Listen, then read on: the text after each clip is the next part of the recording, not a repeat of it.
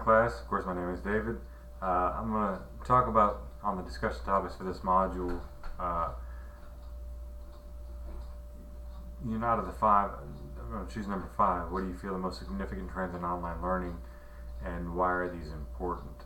I think one of the biggest trends in online learning is the intertwining of online learning and class learning. You've got a lot of classes that are actually requiring, even at the grade school levels, kids to go home and do some online lessons. You've got IXL math, that's one of the items out there. So the kids come home, they do the math at home, they go back to school, they get taught the lessons, and they actually will give them credit and points for some of the programs and some of the websites that they go and use. They use it for math, for English, for science, history. They use it for study aids for history, and that's just the grade school level. Once you start getting into the high school levels, I think that it will start to adapt even more, especially when you're talking about gifted learners.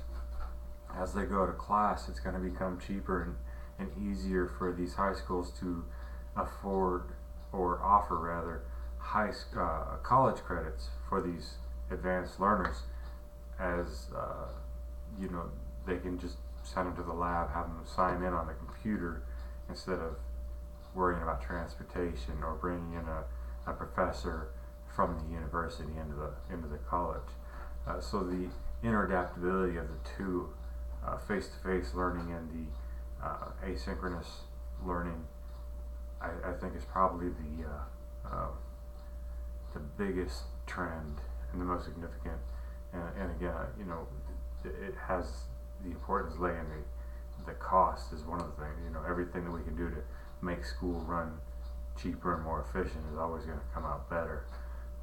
You send the kids home, they learn at home, they refresh at home. Sometimes these items will even help the parents learn the subject better to help the student learn it as well.